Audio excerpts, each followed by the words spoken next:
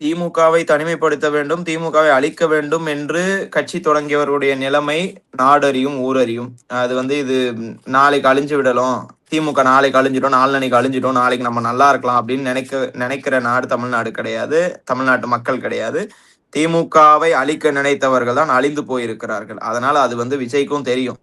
அவர் ஏன் இதை செய்யறாருன்னா பயம். ஒரே பயம் என்னன்னா நம்ம கட்சியில நல்ல ஆட்கள் இல்லை, சரியா ஸ்ட்ரக்சரா இல்லை, இன்னும் அந்த பார்ட்டி கிளை லெவலுக்குலாம் இன்னும் போல. அதனால அதை மேம்படுத்துவதற்காக மாற்று கட்சியில இருந்து ஆள் பிடிக்கிற வேலையை இன்னைக்கு ஈடுபட்டு இது மிகப்பெரிய தவறு. இன்னைக்கு உங்களுக்கு ஆதரவாக ஆட்சி நடக்க வேண்டும் என்று வாக்களித்திருக்கிறார்கள் கம்யூனிஸ்ட் கட்சியை சார்ந்தவர்கள். நீங்க அவங்களுக்கு செய்யற துரோகம் தானே இது.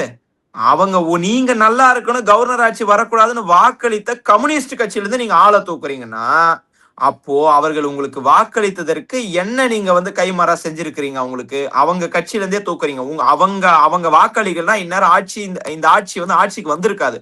அதை கூட புரிந்து கொள்ள முடியாத நிலையில இருக்கக்கூடிய நடிகர் விஜய் அவர்கள், மாண்புமிகு முதல்வர் விஜய் அவர்கள் அந்த கட்சியில இருந்து தூக்கி இருக்கிறார்னா, எனக்கு தெரிஞ்சு இந்நேரம் இன்னைக்கு கம்யூனிஸ்ட் கட்சியில இருந்து ஒரு கண்டன அறிக்கை வரும். எப்படி இந்த மாதிரி வேலையை நீங்க செய்றீங்கன்னு சொல்லிட்டு. ஏன்னா அந்த கட்சியை உடைக்கிற செயல். நீங்க அதிமுகவை உடைச்சி நீங்க 5 பேரை கூட்டு வந்திருக்கீங்க.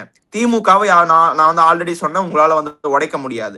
அதனால ஒவ்வொரு கட்சியிலையும் இந்த மாதிரி அந்த கட்சியினுடைய தலைவர்கள் முகம் சுளிக்கக்கூடிய வகையில, உங்களுக்கு ஆதரவு சொன்ன அந்த கட்சி தலைவர்கள் முகம் சுளிக்கக்கூடிய வகையில நீங்க செயல்பட்டீங்கன்னா, இவர்கள்லாம் எப்படி உங்களுக்கு அடுத்த முறை ஏதாவது நீங்க தீர்மானம் போடுறீங்க அப்படின்னா கூட உங்களுக்கு ஆதரவு அளிப்பாங்க. அதை அவர் புரிஞ்சுக்கணும். தனக்கு வாக்களித்த, தனக்கு அந்த ஃப்ளோர் டெஸ்ட்ல வாக்களித்த கட்சிகளுக்கு துரோகம் செய்யக்கூடிய வேலையில இன்றைக்கு மாண்புமிகு முதல்வர் விஜய் அவர்கள் ஈடுபட்டிருக்கிறார். கூட ஆதவ அர்ஜுனாவும் சேர்ந்து ஈடுபட்டிருக்கிறார். ஆதவ அர்ஜுனாவை விஜய் பக்கத்துல வச்சுக்கிறது விஜய்க்கு ஆபத்து.